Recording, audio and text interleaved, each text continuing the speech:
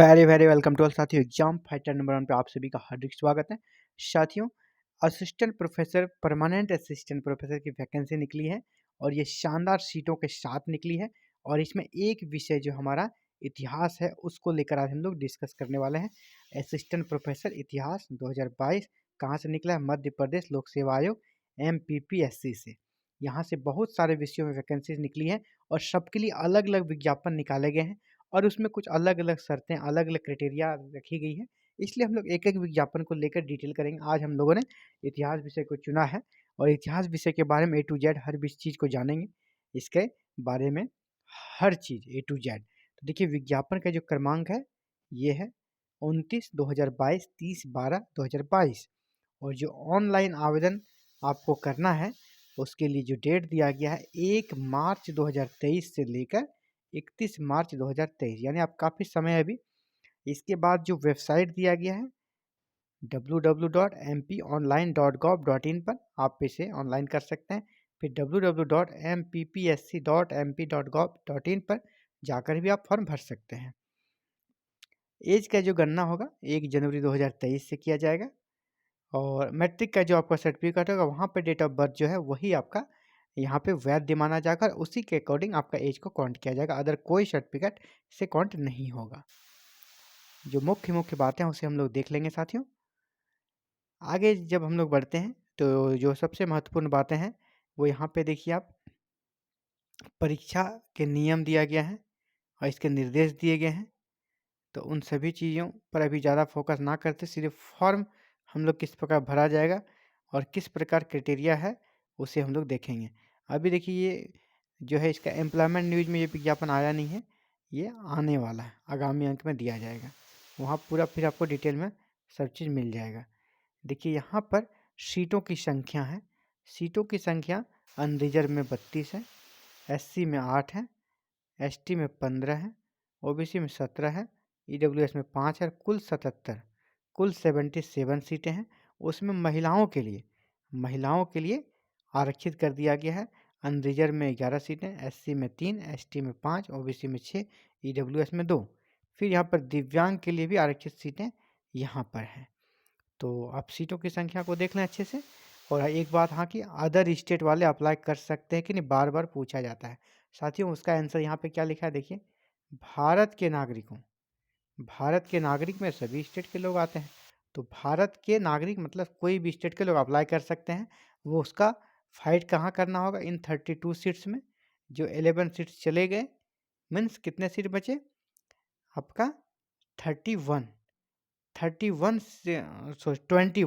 तो 21 सीट जो बचे उनमें सभी हैं अनरिजर्व में, चाहे वो MP वाले हों चाहे अदर स्टेट वाले, वो 21 सीट के लिए फाइट कर सकते हैं, कोई डाउट नहीं है इसमें।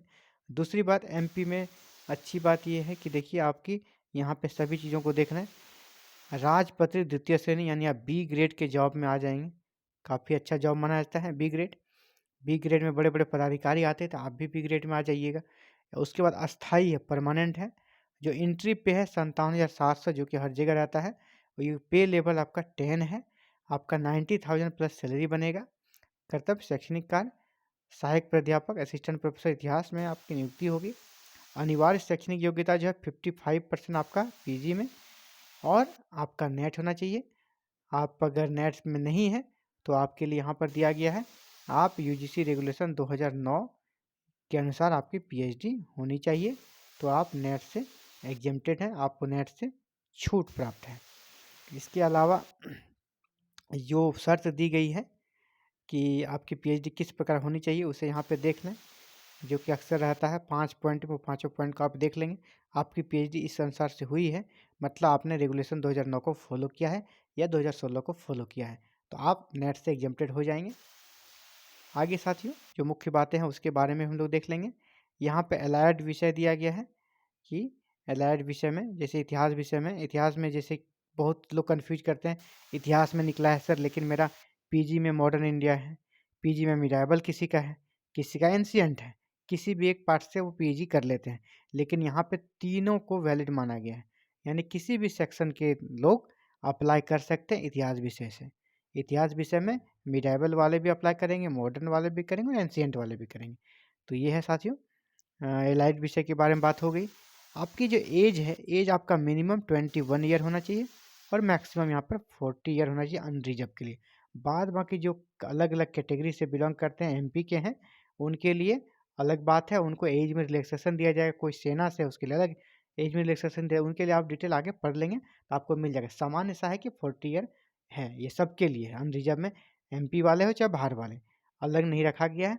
यहाँ पे ये कहा गया है, फिर यहाँ पे देखिए कि निर्देशों के अनुसार फिर निर्धारित अधिकतम आयु सीमा में 3 वर्ष की विशेष छूट प्रदान की जाएगी।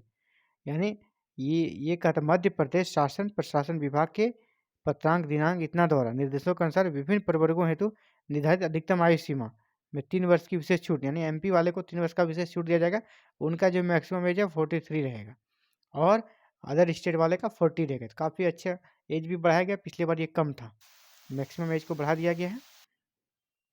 आपके पास जितनी भी योग्यताएं हैं वो फॉर्म भरने का जो लास्ट डेट है 31 मार्च 2023 के पहले का होना चाहिए या उस दिन तक का भी होना चाहिए तो चलेगा, इसके बाद का नहीं चलेगा।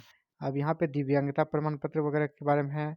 इसके बाद हाँ, चयन प्रक्रिया देखिए, चयन प्रक्रिया को देख लेते हैं हम लोग। चयन जो होगा अंतिम रूप से प्रतियोगी परीक्षा होगा एक आपका और साक्षात्कार, दोनों के अंकों को मिलाकर आपका फाइनल मेरिट लिस्ट बनेगा, उसी के अनुसार आपका चयन किया जाएगा और उसी के आधार पर आपको फिर जिस एग्ज़ाम में आप पास करते हैं, एग्ज़ाम में जो क्वालिफाई करते हैं तो आपको इंटरव्यू के लिए बुलाया जाएगा और उसी के अनुसार से आपका कह सकते हैं कि सिलेक्शन होगा, दोनों मार्क्स को जोड़ के एग्ज़ाम का प्लस इंटरव्यू का। यहाँ पे ये भी कहा गया है कि परीक्षा ऑफलाइन होगा, यानी सीबीटी मोड में नहीं होगा, लेकिन ऑनलाइन हो भी सकता है, तो इसकी सूचना यहाँ पर दी जाएगी।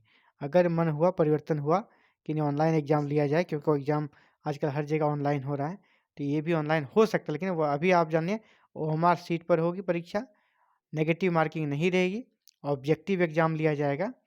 और ये है परीक्षा के सेंटर्स, आप इसमें से कहीं भी सेंटर्स डाल सकते हैं। आगे जब बढ़ते हैं तो देखिए, आवेदन प्रक्रिया ऑनलाइन होगा, पूरा शुद्ध हिंदी में लिखा गया है, कहीं भी अंग्रेजी का नामो निशान आपको नहीं मिलेगा। और इसके अलावे और भी कुछ फॉर्मेट दिया गया है, जो कि वहाँ पे अगर गेस्ट फैकल्टी के रूप में कार्य कर रहे हैं उनको एक्सपीरियंस का पॉइंट दिया जाएगा, वहाँ से भरा के लाना होगा उसको। अधिकतम पॉइंट उसको 20 अंक दिया जाना है अनुभव के लिए। उन 20 अंकों में वो कितना लाते हैं उनको यहाँ पे ऐड करके वहाँ से लिखा के अपने यूनिवर्सिटी से लाना है। इसके साथ ही और भी जो कुछ चीज़ें हैं आप यहाँ पे देख लें।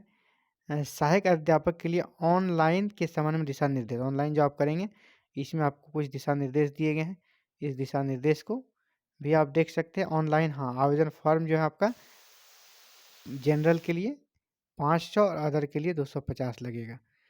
साथ ही मैं इसका लिंक भी दे दूंगा, आप अगर डिटेल में कहीं आपको छूट रहा है तो आप पूरा उसको रीड कर सकते हैं। मैं इसका लिंक वीडियो के डिस्क्रिप्शन में डाल दूंगा, आप वहाँ से देख लीजिएगा। साथियों, इस प्रकार इतिहास विषय से संबंधित हम लोग हर चीज़ को देख चुके हैं और विशेष अगर कुछ आपको फिर भी कुछ जानना हो तो आप हमें कमेंट करेंगे, आप ज़रूर से ज़रूर, मैं प्रत्येक कमेंट का रिप्लाई देता हूँ, आपको भी रिप्लाई दूंगा। इसके साथ ही कहना चाहूँगा साथियों, बहुत जल्द इनका सिलेबस को लेकर, इतिहास विषय का सिलेबस को लेकर भी आएंगे और पूरा सिलेबस को टू द पॉइंट इसका डिस्कशन होगा और किस प्रकार सफलता पाई जाए एग्ज़ाम में, किस प्रकार एग्ज़ाम में 80% नंबर लाया जाएगा और एग्ज़ाम को क्रैक किया जाएगा। 80% प्लस नंबर ला के एग्ज़ाम को क्रैक करना है और असिस्टेंट प्रोफेसर बन जाना है। इन सभी रणनीति के बारे में नेक्स्ट वीडियो में लोग बात करेंगे। बहुत जल्द इतिहास विषय का सिलेबस के साथ उपस्थित होंगे। और मैं कहना चाहूँगा, अगर आपका भी विषय इतिहास है और एमपी में फॉर्म आपने भरा है तो निश्चित सफलता के लिए हमारे साथ जुड़े रहे। और जुड़ने के लिए आपको एक ही माध्यम है साथियों कि चैनल को सब्सक्राइब कर लेना है, बेल आइकन को प्रेस कर लेना है, क्योंकि यहाँ पे आपके हित के लिए काम करने वाला चैनल है और आपके काम का वीडियो बनता है, आपके जीवन से रिलेटेड वीडियो बनता है जो आपको जीवन में सफलता दिलाएगी। थैंक यू, धन्यवाद।